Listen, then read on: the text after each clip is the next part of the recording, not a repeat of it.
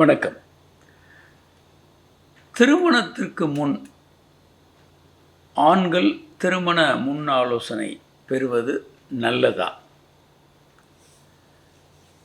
பொதுவாக திருமணம்ன்றது அதுவும் இந்த 3ஆம் உலகத்தில் ரொம்ப எக்கச்சக்கமான செலவான ஒரு விஷயம் தான். ஒரு மனிதன் அதிகமாக செலவு பண்ணுற தொகை திருமணத்துக்கு தான்.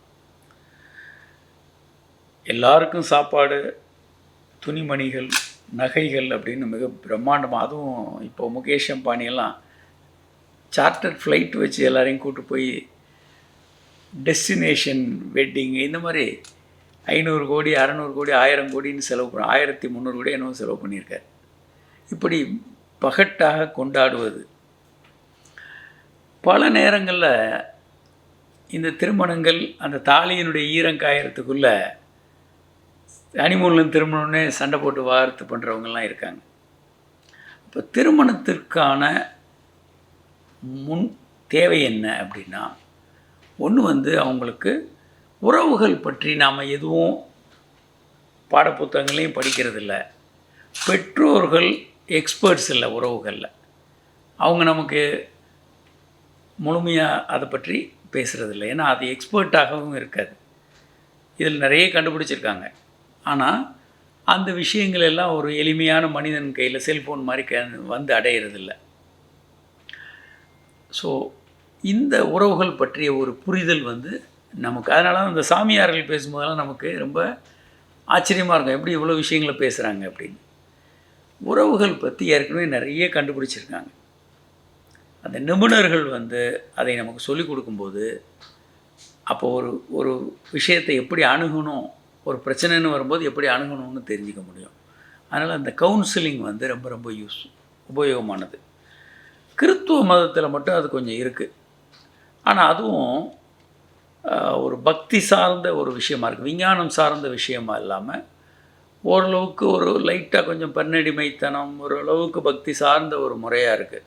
விஞ்ஞானம் முழுமையான சமத்துவமாக விஞ்ஞானபூர்வமான முறையாக இல்லாமல் இருக்கிறத பார்க்க முடியும். விஞ்ஞானபூர்வமான இருவரையும் சமமாக நடத்தக்கூடிய விஞ்ஞானபூர்வமான கவுன்சிலிங் இன்னும் ரொம்ப உபயோகமாக இருக்கும். நிறைய கண்டுபிடிச்சிருக்காங்க புதிய விஷயங்களை. ஒன்று. இரண்டாவது, ஆண்களுக்கான ஒரு பரிசோதனை மிக மிக உபயோகமாக இருக்கும். திருமணத்திற்கு முன்பான ஒரு செக்ஷுவல் ஃபிட்னஸ் டெஸ்ட் மாதிரி எடுத்துக்கலாம். பிரச்சனையில் இருக்கக்கூடிய பெண்கள் கூட அந்த டெஸ்ட்டுகள் எடுத்துக்கலாம். பெண்களுக்கான டெஸ்ட்டுகள் இருக்குது. பிரச்சனை அப்படின்னா, ஒருவேளை இர்ரெகுலர் பீரியட்ஸ் ரொம்ப இருக்குது, இல்லை அவங்களுக்கு முன்பாகவே சில பிரச்சனைகள் தெரியும்னா ஒரு டெஸ்ட் எடுத்துக்கிட்டு அதன் மூலமாக பண்ணலாம். அது இப்போ கொஞ்சம் முக்கியமும் கூட. ஏன் அப்படின்னா, நம்ம வாழக்கூடிய காலகட்டம் ஒரு ஹெச்ஐவி எரா. ஹெச்ஐவி பரவலாக இருக்கக்கூடிய ஒரு சூழலில் வாழ்ந்துக்கிட்டு இருக்கோம். ஆணும் பெண்ணும் வேறு உறவுகளே இல்லாமல் நேரடியாக திருமணத்தில் ஈடுபடுறாங்கன்னா பிரச்சனை இல்லை. ஆனால் பரவலாக திருமணத்திற்கு முன்பே பல உறவுகளில் ஈடுபட்டு அப்புறம் திருமணம் செய்கிறது இப்போ ரொம்ப காமனாக பார்க்குறோம். ஆண்களும் அதை பண்ணுறாங்க, குறைந்த அளவில் பெண்களும் அதை பண்ணிக்கிட்டு இருக்காங்க. அப்போது இவங்க திருமணத்திற்கு முன்பான ஒரு பரிசோதனை என்பது அப்பாவியான ஒருத்தர் ஒரு பால்வினை நோயில் போய் மாட்டிக்காமல் இருக்கிறதுக்கும் உபயோகமாக இருக்கும். ஸோ நம்ம ஜாதகங்கள் பார்க்குறது, ஜோசியம் பார்க்குறது, ஏன்னா கிரகங்கள் ஒற்றுமையாக இருக்கான்னு பார்க்குறோம். நமக்கு தேவையான விஷயங்கள், மன ஒற்றுமை, அதெல்லாம் முக்கியம். அந்த விஷயங்களில் கவனம் செலுத்தணும்.